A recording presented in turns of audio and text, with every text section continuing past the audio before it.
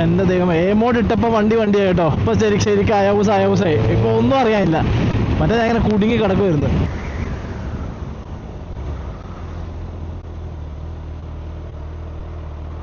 ഇതാണ് നമ്മൾ ഇങ്ങോട്ട് വന്ന ട്രെയിൻ.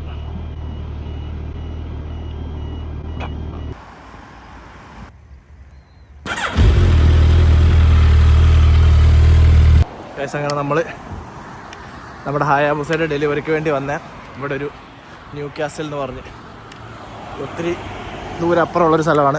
3.5 മണിക്കൂർ ഇപ്പോൾ ട്രെയിനിരുന്ന് വന്നു. ഇനി ഇവിടുന്ന് ബൈക്കെടുത്ത് പോകണം.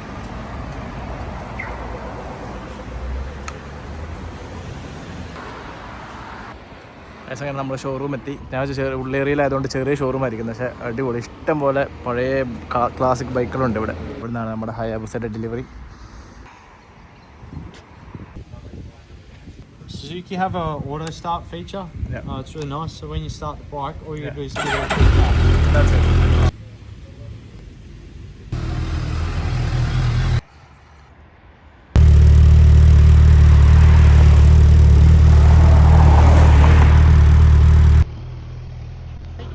Yeah, thanks a lot, man.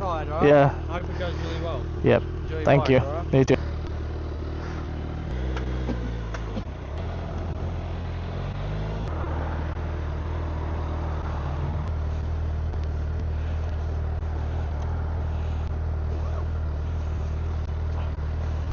Guys, അങ്ങനെ നമ്മൾ വീട്ടിലോട്ട് പോവുക. ആവേശത്തിൽ ഞാൻ ഗ്ലൗസ് ഇടാൻ മറന്നുപോയി. ഞാൻ മറ്റേ നേക്കഡ് ബൈക്സ് ഓടിച്ചുകൊണ്ട് നടന്നുകൊണ്ട് ഇപ്പോൾ ഈ പൊസിഷൻ എനിക്കങ്ങോട്ട് ഇരുന്നപ്പോൾ ഒന്നും മനസ്സിലാവുന്നില്ല. വണ്ടി ഇരുന്നിട്ട് ഭയങ്കര സ്പോർട്ടി പോസ്റ്ററാണ്, കുനിഞ്ഞ് കിടക്കണം. പക്ഷേ അതിൽ നല്ല കംഫർട്ടബിൾ കേട്ടോ. നല്ല മഴ ചാറാൻ തുടങ്ങി. കറക്റ്റ് സമയത്ത് മഴ വന്നു. എങ്ങനെയും ടൈമിൽ വീട്ടിലെത്തണം.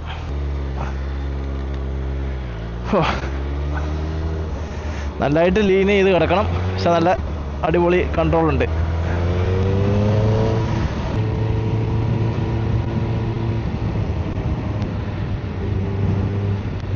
സ്മൂത്താണ് കേട്ടോ. നമ്മുടെ കവാസാക്കിയേക്കാളൊക്കെ സ്മൂത്താണ്. കാലൊക്കെ പെട്ടെന്ന് നിലത്തെത്തുന്നുണ്ട്.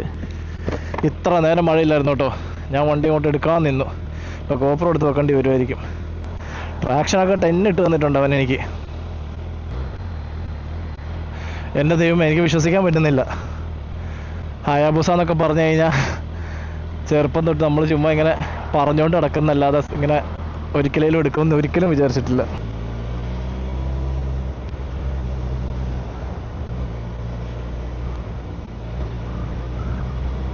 പെട്രോൾ ഫുൾ ടാങ്ക് അടിച്ചു തന്നു. 20 ലിറ്റർ ടാങ്കാ. നല്ല ടാങ്ക് റേഞ്ച് ഉണ്ട്. അപ്പോൾ വീട് വരെ അതുകൊണ്ട് എത്താമെന്നുള്ള കാര്യം ഷുവറാ.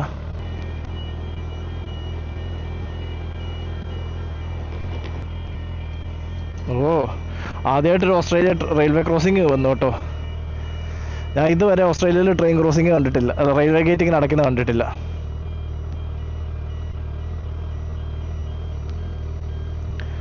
ശരിക്കും ഇങ്ങനെയൊക്കെ ഇരുന്നിട്ട് ഇവിടെയൊക്കെ ഹാൻഡിലായിരുന്നെങ്കിൽ ഉണ്ടല്ലോ, എന്തോ ആയിരുന്നേ വണ്ടി. പക്ഷെ അത് ആ പോസ്റ്റർ പോയി കിട്ടും. ആൾക്കാർ നടക്കുന്നതിൻ്റെ വരെ ഗേറ്റ് അടച്ചേക്കും. അപ്പോൾ ആരും ക്രോസ് ചെയ്യത്തില്ല. ഇതാണ് നമ്മൾ ഇങ്ങോട്ട് വന്ന ട്രെയിൻ.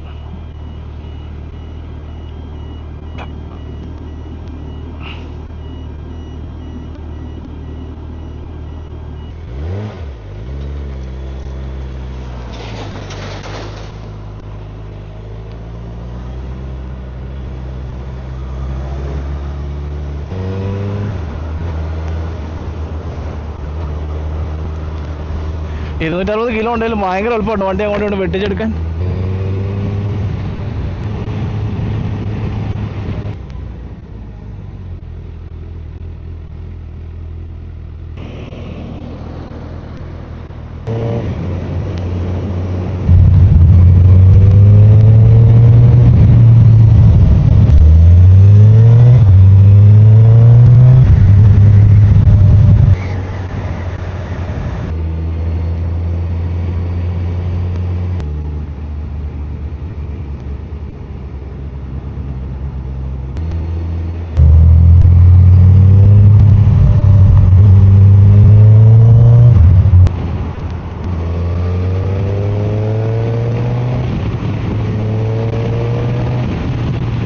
എൻ്റെ ദൈവം, മോഡ് ഇട്ടപ്പോൾ വണ്ടിയായി കേട്ടോ. ഇപ്പോൾ ശരിക്കും അയാവൂസായി. ഇപ്പോൾ ഒന്നും അറിയാനില്ല.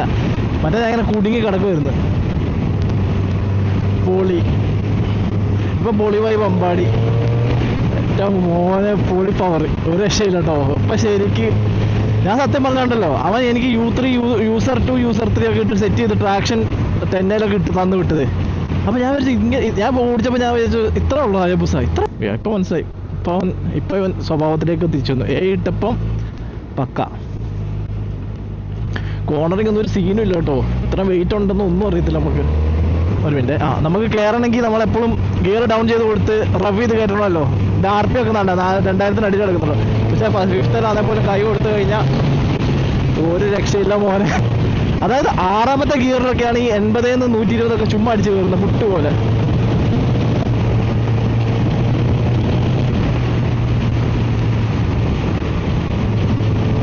ഞാൻ 4ാമത്തെ ഗിയർ മാറ്റിയിട്ടേ ഇല്ല. നിർത്തുമ്പോഴും എടുക്കുമ്പോഴും എല്ലാം 4ാമത്തെ ഗിയറില്ല. മഴ അമ്മാതിരി മിഡ് റേഞ്ച് ടോർക്കും ഒരു രക്ഷയില്ല. 4ാമത്തെ ഗിയറിൽ സിമ്പിളായിട്ട് പുള്ളി ചെയ്ത് കയറിപ്പോവും.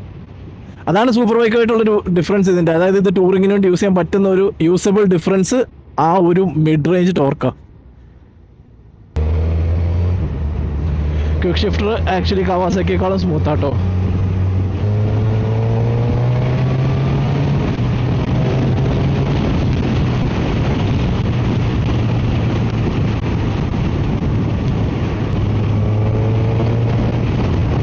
പിന്നെ കാറ്റ്, വിൻഡ് പ്രൊട്ടക്ഷൻ ആണ് ഒരു രക്ഷയില്ലാത്ത അന്യായ വിൻഡ് പ്രൊട്ടക്ഷൻ. വണ്ടി പക്ക ഫുൾ എയറോഡൈനാമിക്. കാറ്റെന്നുള്ള സാധനം ഇതിനൊരു കാര്യമില്ല. ഞാൻ നേരത്തെ പറഞ്ഞല്ലോ, നല്ല മഴ നമ്മൾ ഫുൾ കുനിഞ്ഞിറന്ന് പോയാൽ മഴവെള്ളം പോലും നമ്മൾ നേരത്തെ തട്ടും. അമ്മാതിരി പ്രൊട്ടക്ഷനാ.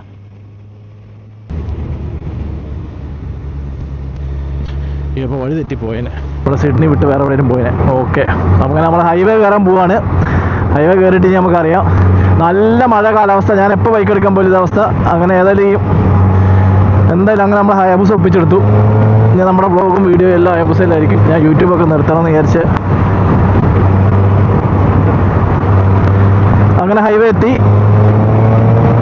എൻ്റെ അമ്മോ, ഹൈവേക്ക് ഇതിനേക്കാളും നല്ലൊരു സാധനം കിടക്കാന്ന് പറഞ്ഞാൽ നമ്മുടെ നേക്കഡ് ബൈക്കിലൊന്നും നമുക്കിങ്ങനെ കാലൊന്നും പുറത്തോട്ടിട്ട് കിടക്കാനൊന്നും വരില്ല കേട്ടോ. ഇത് പക്ക ഫുള്ള് നമുക്ക് കണ്ടില്ലേ, ഫുള്ള് നമുക്ക് സൈഡ് അടിച്ച് കോൺട്ര അടിച്ച് പോവാം.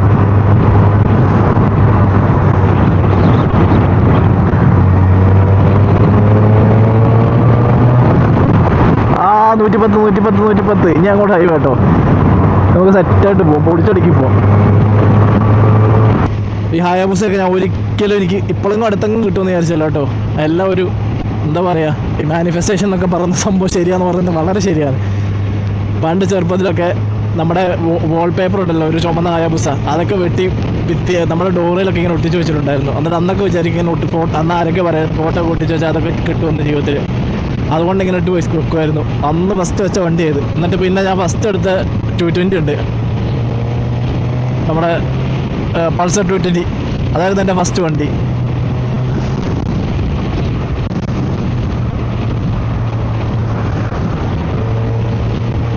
അപ്പോൾ നമ്മുടെ 220 ആണെങ്കിൽ ഞാൻ ഫസ്റ്റ് 220 എടുത്ത് ഞാൻ ആദ്യം കൊണ്ടുപോയി ചെയ്തത് അന്ന് നമ്മുടെ എന്താ പറയുക ഹയാബുസയുടെ ലോഗോ, നമ്മുടെ ഈ സൈഡിലുള്ള കാഞ്ചി ലോഗോ, അത് കൊണ്ടുപോയി ഒട്ടിച്ചു. ഏതായാലും ഇന്നിപ്പോൾ ആ ലോഗോ ഒട്ടിച്ച വണ്ടി ശരിക്കും കയ്യിലിരിക്കാൻ പറയുമ്പോൾ എന്താ പറയുക, ഒരു ഭയങ്കര സ്വപ്നം സാക്ഷാത്കരിച്ച പോലെ. അന്ന് ഹയാബുസയുടെ എന്തോന്നറിയാത്തൊരു ഭ്രാന്തായിരുന്നു. അത്ര ഭ്രാന്ത് കാരണമാണ് അന്നത്തെ കാലത്തൊക്കെ ഇപ്പോൾ നമ്മുടെ സ്റ്റിക്കർ കടയൊക്കെ വളരെ റയറാണ്. എന്നിട്ട് നമ്മുടെ സ്റ്റിക്കർ കടയിൽ പോയി സാധനം ഇട്ടുകൊണ്ടൊന്ന് കൊണ്ടുവിട്ടിരുന്നത്. നമ്മൾ ശരിക്കും കാലം കൊണ്ട് ഇവനെ പിടിക്കുകയാണെങ്കിൽ അത്യാവശ്യം കുഴപ്പമൊന്നുമില്ല കേട്ടോ. അയ്യോ, ഭയങ്കര ബ്ലോക്ക് വരുന്നുണ്ട്. കുഴപ്പമില്ല, നമുക്ക് ഭാഗ്യമുണ്ട്, ഇടയിൽ കൂടെ കയറി പോകും.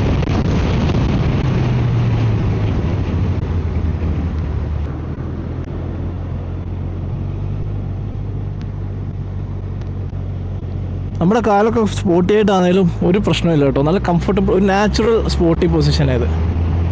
പിന്നെ ഒരു സീൻ ട്രാഫിക് പറ്റത്തില്ല. പിന്നെ നല്ല വെയിറ്റ് വണ്ടി, അതുകൊണ്ട് ട്രാഫിക് ഇച്ചിരി സീനാണ്.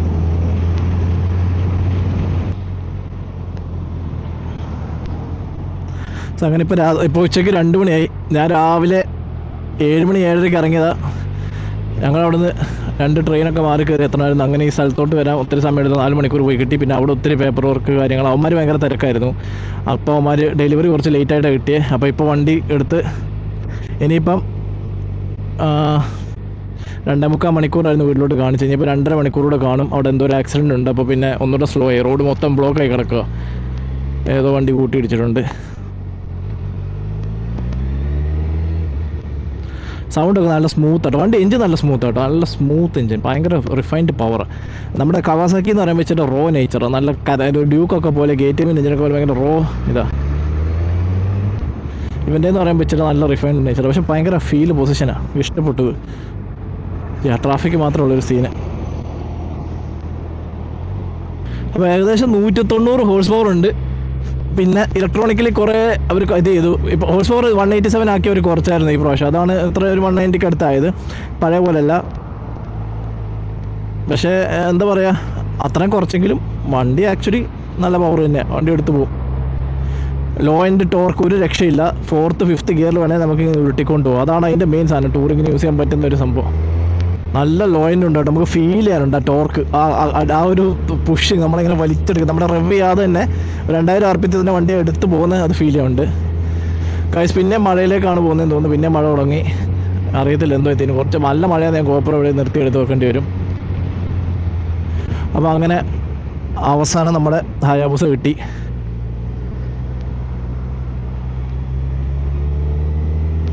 നല്ല ഇതിൻ്റെ ഡിസ്പ്ലേ എല്ലാം അടിപൊളി കേട്ടോ, അനലോഗ് ഡിസ്പ്ലേ, ആ സ്പീഡും ആ ഒരു ഇതെല്ലാം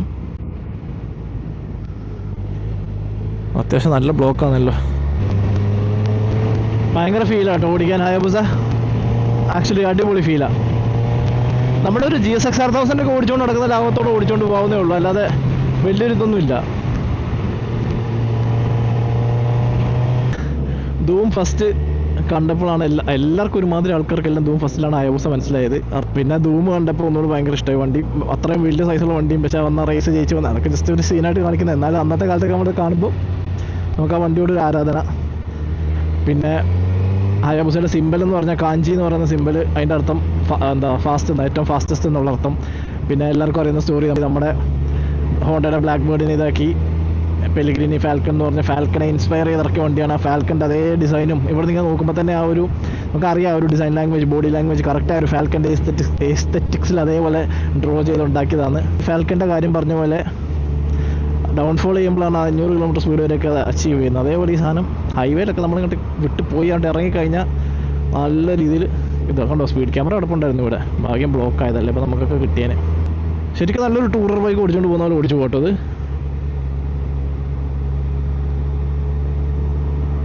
ഏകദേശം ബ്ലോക്ക് കഴിയാനായി. ബ്ലോക്ക് കഴിഞ്ഞാൽ പിന്നെ ചെറുക്കം പറന്നോളും. ശരിക്കും നമ്മുടെ ഫാൽക്കൺ പറക്കാൻ പോകുന്നത്.